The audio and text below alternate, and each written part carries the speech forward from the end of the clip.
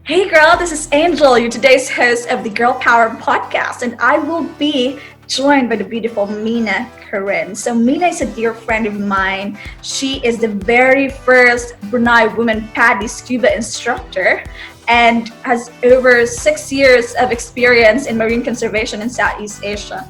At the ripe age of 26, she has been in over 25 countries and is currently an Erasmus Mundus Scholar in Europe. Quite impressive for a very small girl. Without further ado, let's welcome Mina. I'm Isha from India. I am Angel from the Philippines. I am Tolex from Laos. I'm Monica from the United States, and we are Girl Power. Girl Power. Girl Power. Girl Power. Confident, compassionate, and connected.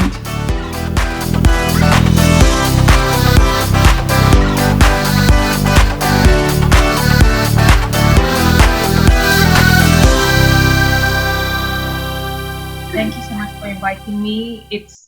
It's a pleasure, I think, for you and your team to create a platform and put forward all the amazing women for inspiration, for showing our work. I think it's really great what you guys are doing. Thank you. I'm so excited to have you. You've been supporting us all throughout the way. So where in the world are you at the moment, and how is the pandemic situation there right now? Well, I'm actually in my room in Spain. It's been 3 or 4 months of lockdown, I have to say. The government hasn't really fully taken out the restriction. So Spain is one of the worst hit places in Europe. So at some point during the pandemic, it was very scary for me too. But in Spain now, most of the region are in phase 4, which is like the escalation part of the coronavirus lockdown. So I have to say it's a big change. Like you can see people in bars, at the beach, cycling. There's no more curfews, but the only thing that's still compulsory is wearing mask in public places and public transport. But yeah, I'm in Spain, and the good part is I'm all the way in the southern of Spain. So we have one of the least number of cases compared to the northern part, where it's quite crazy, I think. Mm-hmm. So you and I met in Hawaii back in 2018 for like the YC Academic Fellowship Program, and then we got reconnected back last year in December in Tokyo, Japan, which is like in pandemic timeline a decade ago. Like, would you even think, like, we were so naive just walking around Tokyo with all of these people around us, even the Shibuya crossing. So tell us about. I was wearing the same thing in Tokyo. Oh yeah, you were. I love it. So, where did you grow up? Where did you grow up? And tell us about the little bits and pieces of where you lived and how did you end up in Spain? Yeah, it's a very good question. I think obviously I grew up in Brunei. That's my hometown. My family's still there. I was born there. I had my high school education and college there. But I have to say, in September 2014, that's when I first lived outside of my country. I went to the UK for my degree, and that was really my first time living outside of the country. And I wasn't traveling very much at the time, but it doesn't stop me, of course. Like, it's a great scholarship. It's an opportunity to study abroad, and England is one of the best place for you to further your education. So yeah, I went there, did my degree for 3 years, and I have to say, because of the location being in England, they have really a lot of cheap flights to go to around Europe, and I was able to travel a bit during my degree. And the fact that I was also on scholarships, I was able to travel to some of the nice places. And I try to make use of the money as useful as I can. So, for example, during the summer break, I would come back to Asia to volunteer or do my internship, work. Yeah, I spent a month in the Philippines also during doing my coral cake conservation in Sogot Bay, which was beautiful. I think spending a month there and diving and doing reef check survey. I think you know reef check survey. And I have to say, it's, if people ask me where's the best places to dive, I always say the Philippines. because you should really be proud. Like every time I dive, I see Oh. something new all the time. So it's pretty amazing. Yeah, that after I finished my degree, I was able to travel a bit, volunteer a bit here and there, and I was trying really hard to do my master's after, but it was very hard because when I graduated in 2017, I think, if I'm not mistaken, there was some sort of oil crisis, so the budget was cut off a lot in Brunei. So I wasn't able to secure a scholarship for my master's. I mean, I was accepted to do few programs, but obviously financially, I was not able to afford it personally, so I needed the scholarship. Um, but that's okay. I mean, that time, after I graduated in July 2017 until the following year, August or October 2018, I met you guys during Waisili. I joined some volunteering programs, some more in Thailand, which lead to more opportunity. Like I met potential employers in Koh Phi Phi, in Khao Lak in Thailand, and because of this, I was able to get a job the following year. So I think it's really good, although it was very hard to find job and to be stressed, not finding job. I think it's very hard. But I've always keep it in my mind that I want to do my master. It's been my dream. I think I have the potential to do it. I still want to study. So I try to keep on looking for more master opportunity. And the funny thing is, because I started dating my boyfriend, this is a German living in Germany. I was so narrow at the time to think to apply for my master in Germany. I was only looking at German university. I don't know why I didn't open my mind, but after looking at different scholarship, then I found Erasmus Mundus, which is I would suggest any people out there who want to do their master or even PhD. They have some programs in PhD. You should really look into Erasmus Mundus because it's really good scholarship. They pay for everything, your flights, your insurance, your visa. They even give you like some extra bonus per year. So I think it's I wasn't aware of this opportunity until recently. So I think it's a good platform for me to advertise for Erasmus Mundus now. um, and Erasmus Mundus is a great program because most of it allows you to move around different European university as part of their program, including mine. So I spent a semester in Italy last semester, which was great. I love Italy. People are super friendly, and I eat gelato as much as I can. Um, and then this semester, I'm in Spain. I think it's really crazy. If you have the chance, don't study in Spain. Okay, I don't know because I didn't expect this. I have to adapt. Um, what makes it difficult for me and most of my classmates is a semester in Italy, we had 6 modules, but in Spain, we have 15 modules. And every teacher wanted something special from us. So it's quite a pressure. But next semester, I'll be in Portugal, I'll be doing my thesis, and I'll be doing internship in Italy. So you see, it's not just being a student, but you also get to travel, meet people. They give you this Spanish course, Italian course, Portuguese course for you to learn a few words. I'm not really good, but it's still a good thing to learn, I think. So that's how I kind of end up here, which I will never regret. I mean, it's not a straightforward journey, definitely. You have to keep an open mind. It's going to be up and down. But yeah, I made it here. Yeah. A good story of redirection. I always just now think, and although it's like different opportunities happen to me, it's always like, like when I get a certain scholarship probably or a certain job, I'm like, oh, this is why that thing that I wanted didn't work out at that time. So it's like not a no, it's a maybe wait, maybe something's better for you. So I love that story. So what do you think is the most striking difference about being a woman in Brunei and being a woman in the UK and in Spain? Wow, I have a lot to say on this. No, it's true. Like even I think a week ago I had this module with this teacher. He's really nice teacher.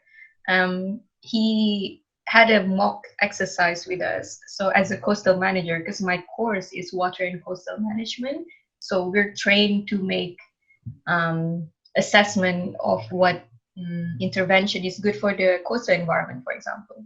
So one of the exercise was us to pretend to be interviewed by potential employer. And then he asked me, do you think as a woman you make a good manager? And some of my friends lost their shit because they said, no, that's a sexist question. You should never ask that. But of course, I responded. I said, okay, well, that question it means nothing to me because I've experienced it a few times before. I said, maybe not in Europe, but in Asia, not just my country, but in other places where I worked in Asia. And I'm sure you can relate. And I'm sure many women in Asia can relate that it's still a big issue. Like in Europe, maybe not so much, but in Asia, this is something that women have to face a lot, not just employment, but like our next topic, traveling. It's a lot to deal with. So back to your question, as a woman in Europe, I have to say I feel that I have more opportunity here. I have to say that, and I also feel safer. I'm sorry to say, but I do feel safer here as a woman. I could walk any time of the day wherever I want, and I still feel safe. And I know no one will be following me. I know no one will be taking advantage of me. I can just look behind and nobody's following me, for example. In the case of Brunei, we are one of the safest country in the world. So I have to say, personally, in my country, I feel really safe. But in terms of employment opportunity, I have to say it's hard for me specifically. I don't know about different fields because I was trying to find work in ocean as a dive instructor or ocean scientist. It's a little bit tough because it's predominantly male. So it's something that still need to change. And I think a lot of people need to change their mindset to both the women, the men, and children and parents. Because when I first started diving too, my parents were freaking out like, it's scary, it's dangerous. What are you doing diving, in the middle of the ocean and doing your night dive? Come home. It's a bit hard for them to accept. But I think diving industry in general is changing.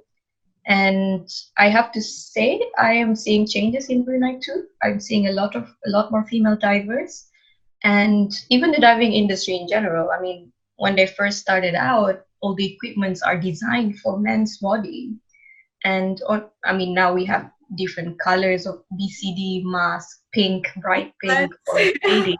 Absolutely, yeah. So it's different like that. Employment, safety in Asia is a bit different if you're a woman. Opportunity, yeah, in terms of job, I think I experienced that a few times, yeah. Or would you say that it's better to be a woman in the West than it is in the East? Or is it just different? For you It's personally? a very hard question. It's a very hard question, isn't it? No, it's a hard question, but it I could try to answer it because I have experience a few years here, a few years there. I think in terms of easier, I would say Europe is much easier because they give you this opportunity, even for like Erasmus scholarship, or if you're applying for a grant or something. They don't always say, but they try to put it in their website. Extra point will be given if you're woman, if you're blah blah blah. So if you're, so I'm like, okay, they put it directly. They will give you extra points if you're applying for this scholarship just because you're a woman, for example. So I think I don't see that yet in Asia. So I don't know. Maybe it will change. It will change for sure. But many countries, including my country, we are quite patriarchal. So it will be a hard wall to break, but I'm sure we will get there. I mean, every country will have their own timeline, and I'm pretty sure one day we will be there. Yeah, I love Brunei in a way that out of all the Southeast Asian countries I've been in, and I've been in all, Brunei's the one who's surprised me the most. Just because you don't really read anything about Brunei, like what is in Brunei? Yeah, They were like, "Why are you going to Brunei?" I was like, "I don't know. I'm gonna find a prince and marry him and be like the absolute queen." absolutely. Make your life easy. When I got there, just like beautiful, like you guys are high tech, and like you live That's a true. life that's not really Southeast Asian in a way, like because I see so many similarities. I'm currently still stuck in Chiang Mai, and like it's still like I'm in the Philippines, but Brunei really felt like I was in another country with a king. Like that was hard to wrap around in my mind because I lived in a very democratic country, and I was like Mm. a lot of questions about, oh, what do you do with a king? Like, can they marry like I don't know peasants or something? So Yeah. that was really really fun, and I love Brunei. So you've been in over 25 Yeah, that's a good way to put it. how many countries have you been solo? Like just solo? Oh, solo. I am not sure. The first country I went solo was actually Spain. It was supposed to be Morocco, and then I got deported. Yeah, no, it's funny. I was supposed to be in. I flew to Morocco. I actually went to the plane and landed in Morocco, and then they sent me back using the same plane because they said you needed a visa. And I was so stupid at the time. It was supposed to be my first solo travel, okay? And I didn't know that I needed a visa to go there. I wasn't aware of it. And yeah, I went back to England at the time because I was flying from England. And I was quite upset. So I quickly looked for some cheap flight in the nearby airport and I went to this place. It's not far from where I am now. It's called Malaga, Spain. It was my first solo travel, was very nice. Stayed in an Airbnb. The host was this guy from New Zealand, very nice. Speak English all the time with me, so it was not a problem. Um, the other country I can remember solo traveling, most of the time it's Singapore. Singapore, I spent I think 2 weeks there. 2 weeks because no, 2 or 3 weeks. I can't remember now. I was trying to do my visa for this Erasmus, and I kind of get stranded there because we were waiting for some document from the Italian consulate in London because my degree was from the UK. So they have to do some sort of document to verify that. And we were waiting for a long time and they didn't respond. And but eventually the Italian embassy in Singapore just issued me the visa without this document because they know I'm not faking my UK certificate, and they've been trying to contact the London embassy and consulate also. So it was crazy. And I've traveled solo as well in Kuala Lumpur, and Kuala Lumpur, it used, sorry to say, it used to be my favorite place, but after this experience, which I think I should share, is a little bit traumatic for me. It's a little bit traumatic because I've been to Kuala Lumpur a few times. I have my friends there. I've stayed with them. I have my cousin there. So it was kind of like a very safe city for me to go. And I love Kuala Lumpur. It's great food, great shopping, great people. I speak the language. It's like Yeah. I'm local, felt like I'm a local. But there's one time I was walking because I love walking. I don't like taking public transport. It was a bit rainy, so I had my umbrella on. I was wearing my raincoat on. And there's a guy who was following me, and he tried to talk to me, and I didn't want to talk to him because I don't really. And yeah, he still followed me, and then at one time he actually grabbed my hand. He grabbed my hand, and he was like, "Hey, I'm talking to you." Like he get frustrated because I didn't reply to him. "Hey, I'm talking to you," and I said, "No, I don't want to talk to you." And he kind of like smiled because he knows that I speak English and he knows that I understood him the past whatever time he's been following. It was freaky because he said, "I've been looking at you since blah blah blah, and you've been walking alone. I just want to talk to you." I want to be friend. But I'm like, this is another level harassment because as a woman, everywhere I go, it's normal to be like whistled or okay. It's sad to say it's normal. I get This is the truth. Yeah, happens a lot. catcalling. Yeah. Yeah.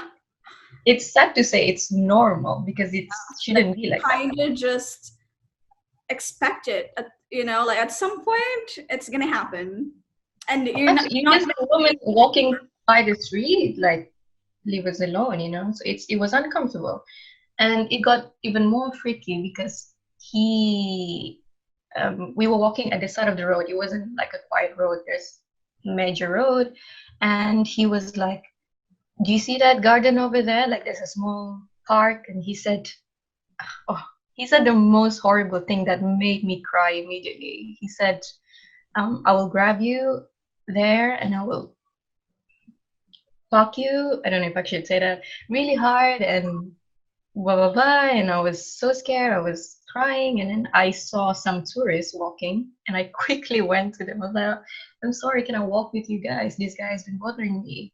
And they said, "Yeah, sure, walk with us." And I walked with them. I went to the train station. I went back to my friend's apartment because I was staying at my friend's, and I told them what happened. It was so traumatic for me. From that day on, when I went to Kuala Lumpur, it didn't feel the same anymore.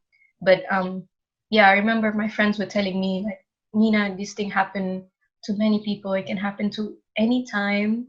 Like, yeah, previously you had a good experience in Kuala Lumpur, but this thing happened anywhere." So it gave me a realization. But at the same time, when you're in that situation, no matter how prepared you are with your, I don't know, rape alarm or pepper spray, sometimes you just kind of froze, Like I had training in Muay Thai. Exactly. I trained in Muay Thai. In Hong Kong. Yeah. So I was in this I don't know what it's even called. I forgot. It was like a very popular park in Hong Kong where there's like a clock and stuff. It was like 6 p.m. or something, and I was just there by myself because I was solo traveling, and there was like this tall guy. There are a group of guys, but this tall guy. So I have just been, being alone by myself and just like being like sitting there and here and then I was just walking. And after an hour, he approached me and he was like, "I saw you alone." No, he was like, "Do you want to join us?" And I'm like, "No, not really," like for a drink, because they were kind of drinking, or I don't know. And I was like, "No, not really." And he was like, "Yeah, but you're kind of lonely." And I said, "No, I'm alone, but not lonely." I know that's pretty cliche, but I'm not really lonely. Like you're disturbing me now. I'm not happy anymore. I was happy. And he was like, it was creepy because he was like, "Yeah, but you've been lonely for quite some time now, for like an hour now, because I saw you sit there and then you walk there." Like he knew what I was doing the whole time. So I was like, "So you've been watching me for like hours now." And I felt really unsafe. And it was also because like when these things happens, because it will happen, you go to strangers that you think are who can help you. And I had this one girl, and I was like, "Can I use your phone, because I want to call my friend so he can pick me up?" And he's like, "No, not." And she was like, "No, not really." And she was just like, she knew, like she was looking and she knew what was happening. She knew I was uncomfortable. And yeah, I felt really sad. So maybe like one thing that we can do as women as well, not just in the moment itself, because as you said, like no matter how prepared you are, you'll just freeze. Like I'm a pretty, like person, but I'm like I'm a type A personality person, but when it happens, you're just like what are you doing? You just like, maybe your brain can process like that it's happening. Absolutely. And I was going to a certain point, because you probably don't remember this, but and I'm not gonna say who this is, or like we've been to, like you wouldn't know, you probably don't remember this. I don't know if you did. I don't think you would. So this one time, I'm talking about the sisterhood here and how that girl didn't really help. I know like nobody is obliged to help you, but I guess as women, like we need to be like there for each other. But this one time you weren't even part of our conversation, okay? Like you were like just minding your own business. And so there's this, let's just call her Asian, just because it's very Asianish to me, that to like comment about people's weight and like physical appearance and something. And you were just like minding your own business, and she was like, you know, you're really, and it came, and I it didn't affect me because I know it came from the place of love. It's just cultural that we just do that. So she was like, you know, you're really pretty and you'd be perfect if you just lose a little more weight. And you literally went your head and you were like, that's not nice to say. She's not fat, she's beautiful. And I was like, even though like it doesn't faze me, I love my body. I've been, you know, I worked so hard to get where I am, like mentally, even if I live in Asia. And I have like, I'm not the typical Asian, you know, like I'm very curvy. So, but I looked at you and was like, damn, this girl, like, you're really fat, truly. I was like, oh, that's really, really nice. And I had so much respect for you, even before that, but more so after that. So my question is, how did you cultivate that kind of mentality, especially growing up in Asia and with our beauty standards? And you Oh love, my goodness. you love the most beautiful tan skin, and you love tanning, and that's not Asian at all. Like, Yeah. Oh my rare. We goodness. do love tanning. So where did you cultivate that kind of mindset? Yeah, every afternoon I just go to the garden. Oh yeah. Oh, I don't know. This is very cultural opinion I'm about to say. I mean, in Asia, everybody loves white skin. Everybody likes to be skinny. They have a certain standard of beauty, which obviously that is not valid anymore. It's 2020, and we should really start be accepting one another's shape, color, size. I think how I started with like making sure body positivity and everything. I have to say, I'm inspired by my sister, to be honest, because growing up, she was super sporty. Like she's really tall. She's, I think, almost 6 foot. I don't know. She's always the tallest girl when we walk in Brunei, and I'm 5 foot, and she's like, oh. I know she's really big, and she was very strong in high school because she played basketball. Obviously, she has the height. And when she was in the university in Brunei, was a very strong rugby player as well. And I think at one point she represented national team to compete in Malaysia or something like that. And now she's a teacher. And I remember she had a field trip to Japan with her student to represent like ASEAN children rugby. So I'm pretty proud of her. So I think the fact that she's showing me as an older sister the importance of doing sports and everything. She's always going to the gym. No matter if she's tired, she always just go. So I think I'm inspired by that. And I remember when I was in high school, I stayed in a dorm. And then there's nothing really much to do in dorm, but we do have a sports facility nearby.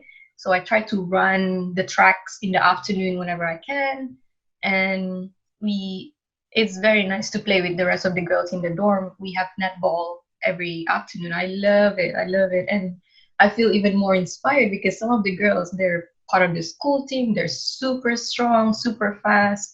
And it inspired me more to be more active. So I think in the beginning, I had the right role model, I have to say. And I have the right routine to keep healthy again and again. Our PE teacher wasn't playing either. Our PE teachers are crazy.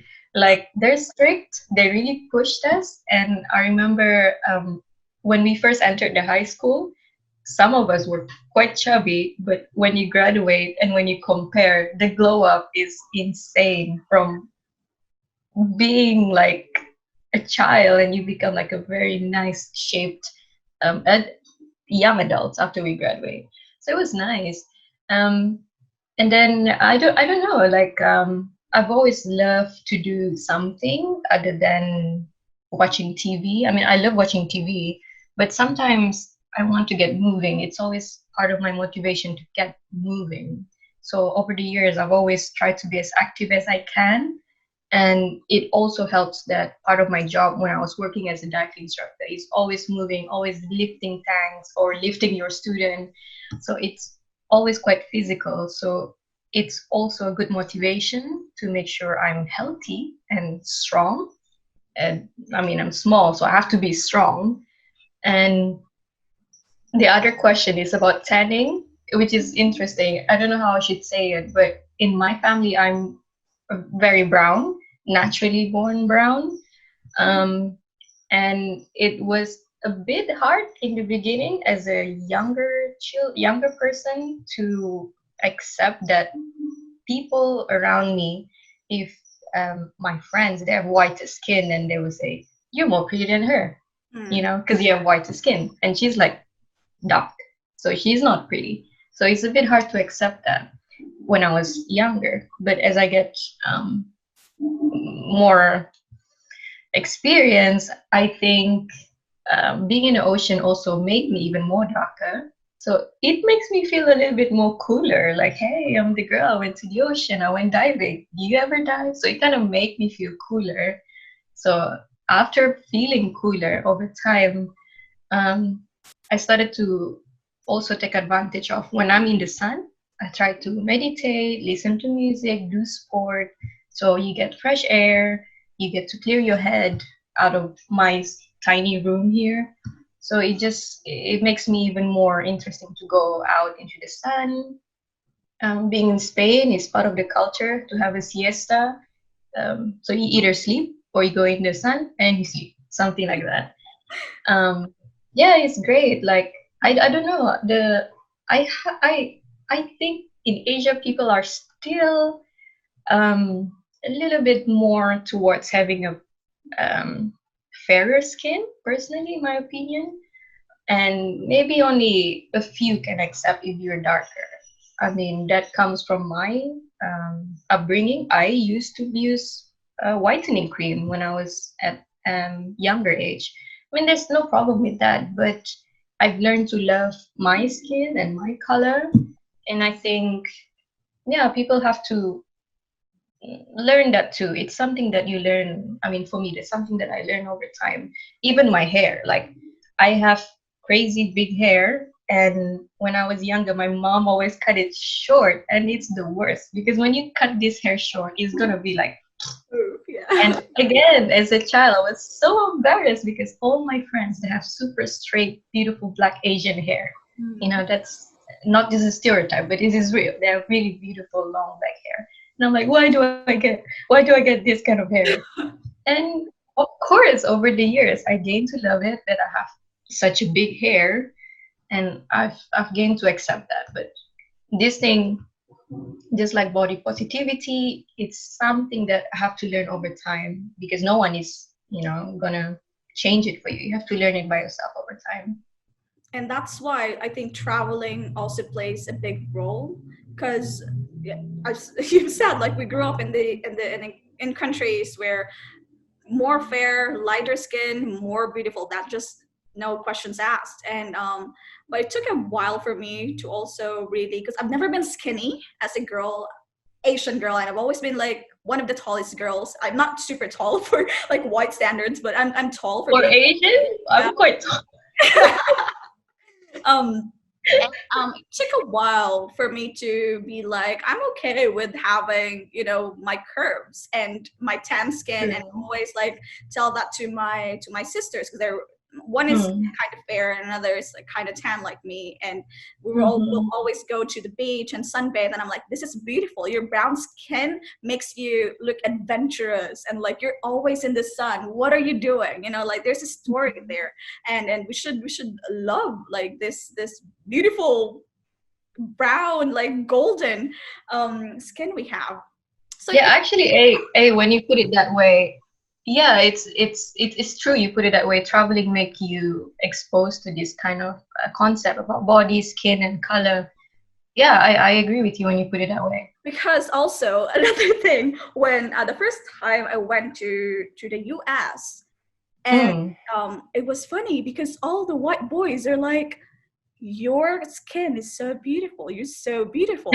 And I was like, so this is what it feels like to be really, really hot. It's like, like in my country, I'm kind of average, above average, sometimes not really. But in the US, I was like, what's your name? And like, you're really beautiful. I always get those compliments. And like, Mhm. really good for them to have, that body shape. Like, that's kind of cool Mhm. now to be like thick.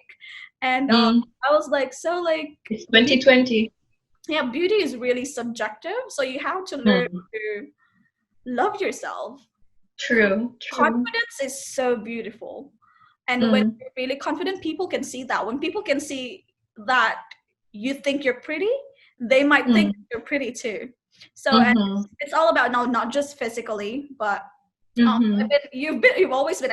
We've traveled all over the U.S. and you've always been one of those girls who are like really, really athletic. You guys would go hiking while I sleep ass off, like 4 a.m., 5 a.m. Like you go in crazy hours, and the boys were like, I get invitations like, we're going hiking with Mina and Nisha and Lucy, and I'm Yeah, like, we're playing rugby outside as I well. know, I'm like, no can do. That's not.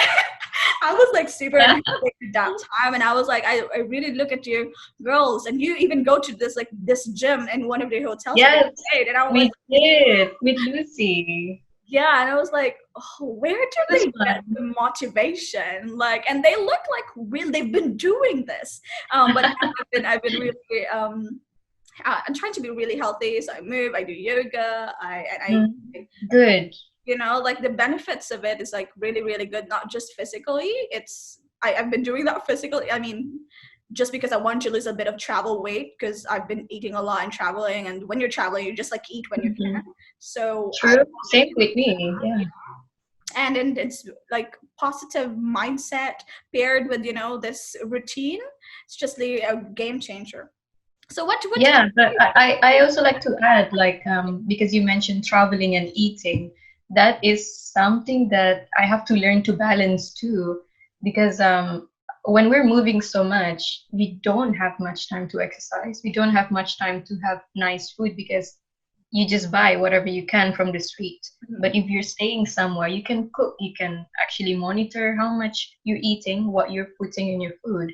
So yeah, I had problem with that when I'm traveling, but now I'm here for a few months, then I have a kitchen. I always cook the best food if I can, try to be healthy. So it's a big factor if you're moving a lot like you, and if you're traveling a lot, it could be a problem, and it's hard to juggle sometimes to have a healthy lifestyle. That's also like when I got stuck in Vietnam. I mean, no, I'm in Thailand Mm. now. I was in Vietnam before. Yeah, So when I got stuck, I was like, what am I gonna do now? Because when you're always used to moving, you're like, yeah. your calendar is full, and like, what am I gonna do now? So I learned how to cook and to like exercise and these things that I didn't really pay attention before. I just didn't see the Mhm, point. Like when I mhm. was looking at you girls, I was like, no, sweat, no. But now I'm Do you like, ever think Corona is making us healthier? I know. Would have no choice. There's nothing else to do. What's your current workout routine? Oh, okay. Workout. My friend introduced me to this website of Chloe Ting, Oh, and I just found out she's Bruneian. And I think she did an amazing job. She made me super proud to see what she has accomplished. She has like millions of views in YouTube for her workout. And if you follow her Instagram page, like women from all around the world are doing her workout and posting in Instagram and doing her hashtag, and it's inspiring so many people to do it, especially now during Corona. So when my friend introduced me, I had a look, and basically her website is different workout you can choose with different time, different types of areas of the body you can target. So I've been doing that, and that's, I would say, the past 3.5 months. So how my workout goes is normally I wake up, that's the first achievement of the day, and I try to do as much work as I can. And if I don't have a class, I try to do as much homework as I can. And then normally around 3, I would go to the garden because the sun is hot but not too hot. So I started working at least for an hour a day. Um, and then I would spend the next hour either stretching or a little bit of yoga. I'm not a yogi like you, but I try to stretch. So yeah, and then just meditate a little bit and listen to music. Um, that's my workout is at the moment. So I try to do it every day, 1 hour a day, and then a bit of meditation, stretching, and just try to relax. I did Yeah. ask you about Chloe Ting because you've been posting about her, and I was like, "What? Who is this Chloe Ting?" And I tried it, but I don't like mountain climbers and like It hurts. Oh, the those first are time we like tried it. anything that's like me on the floor. I don't like Mhm. those. I was like, no, Mhm. Mina. I really Yeah, can't. So, it, and it, she's it can really be hard. fast paced, yeah. But Yeah. she's really, really good. I love her workouts. So, Yeah, I'm really proud of her. I yeah, don't know her personally, but I think what she's doing, she inspired a lot of women. So I think she's a game changer. yeah, and from Brunei, I nonetheless. know. Yeah. So, let's go back to the traveling part. So, a Mm. few days ago, I was like, because I've told you about being in Tokyo in December, and we were just like, we were so naive. Like Corona was kind of happening, but we didn't really know. It didn't really sunk into me until I got locked out of my country. but Yeah. but at that time, I didn't really want to feel bad, just because people are suffering, people are dying, starving, losing jobs, and I can't Yeah. whine. But I was so sad. Like a few days ago, I would just cried, and I was like, I haven't seen my boyfriend for like a year now, and that wasn't the plan. Oh We my see goodness. each other for like December, but then I went to Yeah. Japan, and then I was like, but I have always like just somewhere to go, like a career to do, and this and that, and then now I don't even know when I'm gonna see him again. So I was Mm. just like whining to him, like it's my fault that we're like this, and I'm away from my family, and like just I was just in the grief, of this normal, the thing that we've took for granted for so long. Like how Yeah. amazing it is that we could just like book a ticket, get on a plane, and go mostly anywhere in the world. And now that's not even possible. It's not even possible at the moment for me to go home. So, did Mhm. you ever feel like a kind of like a loss or like grief for the past, or you're Yeah, I think I had this same conversation with one of my housemates. She's my course mate also. She's from Kenya. Amazing woman, very strong woman, very tall, long legs. So we had this same conversation, and her boyfriend's in Italy, and my boyfriend's in Germany. So we're like, oh, if only we could have spent the lockdown with him, it would have been I so know, much nicer. you know, But obviously, it's not.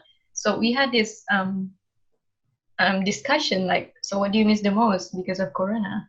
And we both agreed that we don't miss the partying, we don't miss the going out, we don't miss meeting our friends. We actually miss home, something that's personal to us. So I miss food. Like I'm not even kidding. Sometimes I dream that I'm eating Brunei food, which I is know, crazy. I miss it.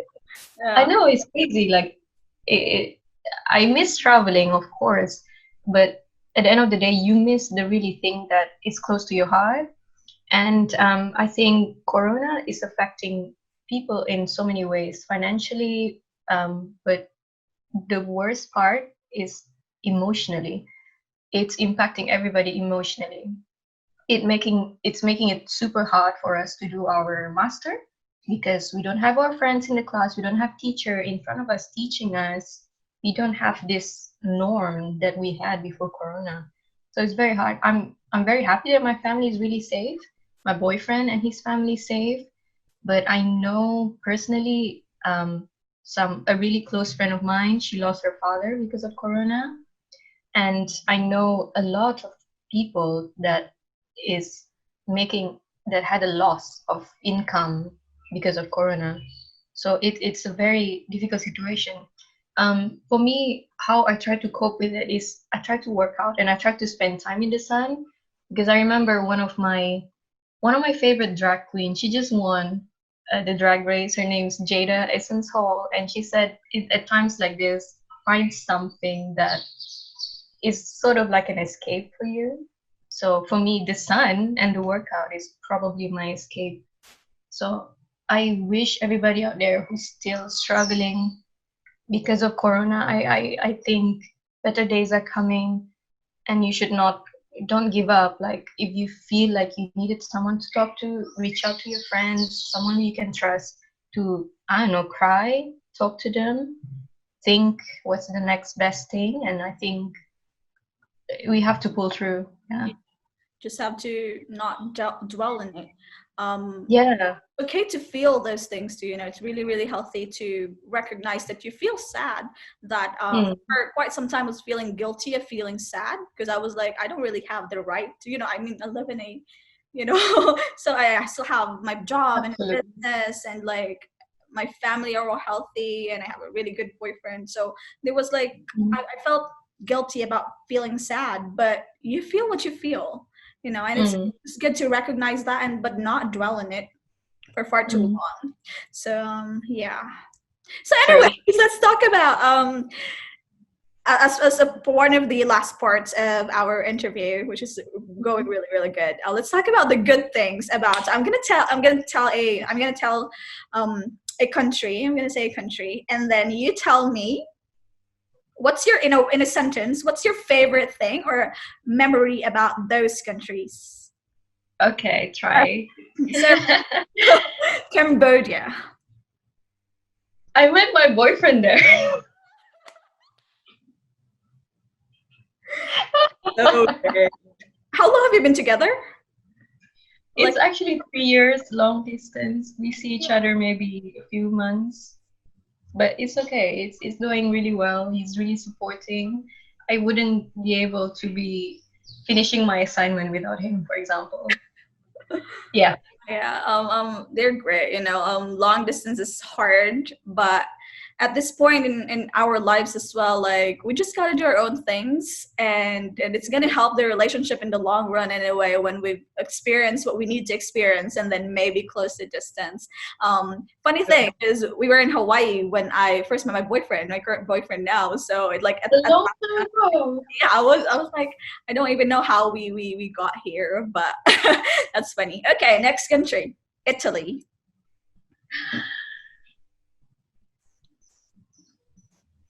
I love Italy so much. I've been to a few cities in Italy: Venice, Florence, Rome, Ravenna, where I was at, Bologna. And if I can write a sentence for Italy, it's history, Roman Empire, gagging. Like if you love this fact about Roman civilization history, you can go to Vatican Museum. I didn't see the Pope, but I was there, so it was pretty amazing. Wow, wow, wow, wow, wow. I Just mean, feeling his presence. wow. What about Laos? Laos. Yeah.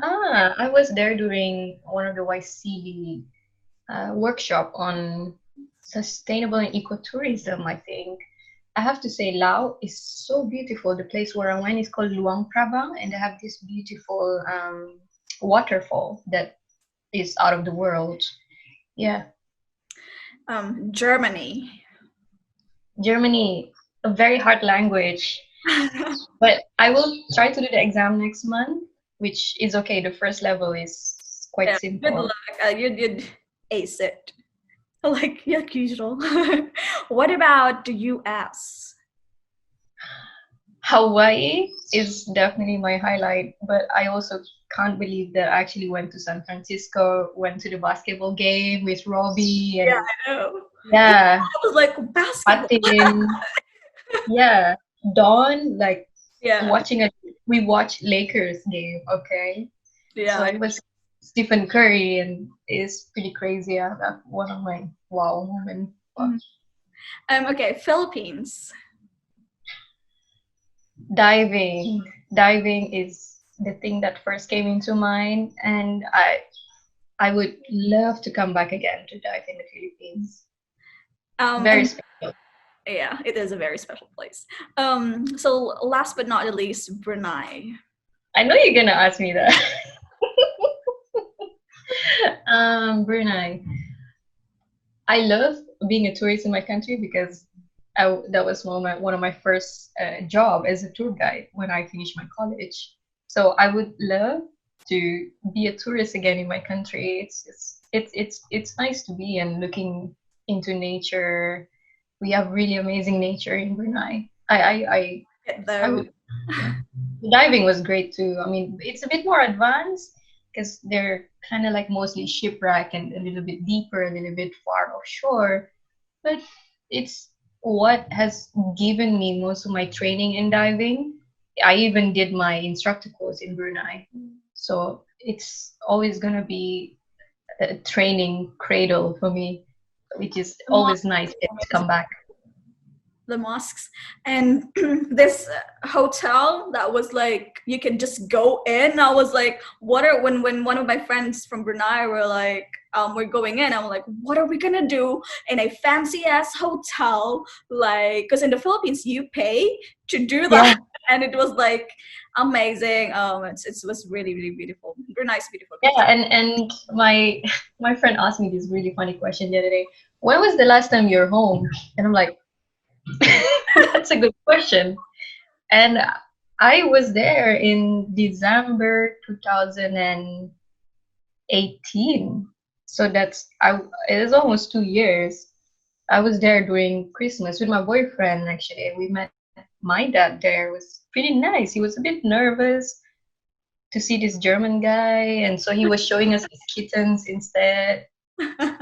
But it was okay. I am hoping to come back end of this year, but we will see because of this corona condition. But I will try. I will try to come. Hopefully, we'd love to have you back in Southeast Asia. Anyway, so it was wonderful. Anything else you want to say to the amazing girls who will be watching or listening to this, like a piece of womanly advice? Yeah, oh my God.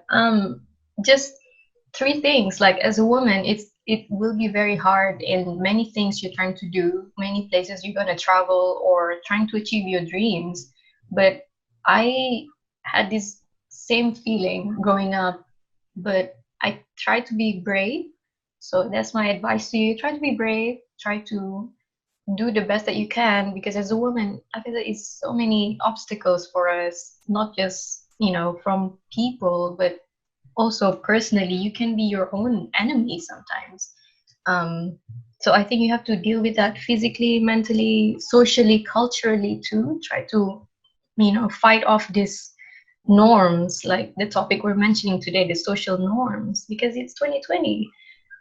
But also, yeah, really work hard. You have to work hard. That's my two main advice. Work hard and be brave. Be brave. I love that. Yeah. So where do people contact you if they want to connect with you, if they have any questions whatsoever? You have a pretty good following on Insta, so plug it. Yeah, but my Instagram, I had it for many years, many years. And I've accumulated that amount of followers because I joined volunteering and I joined some workshop somewhere. You're So just we all okay, stop. okay, yeah, you can follow me in my Instagram. It's Mina. I didn't post much interesting content at the moment because I'm obviously at home, so I'm posting just myself mostly. But you can DM me, and if you want like a more formal advice, like getting the scholarship, furthering your study, or tips, because this girl right here is really smart. She get 100% for her essay. So if you need some advice from this nerd here, you can email me at aminafaiza@gmail.com. So yeah, those two things I would recommend. In our website somewhere. So thank you so much, Mina. It's been an absolute pleasure. I love everything that you represent and you stand for, and you're so beautiful.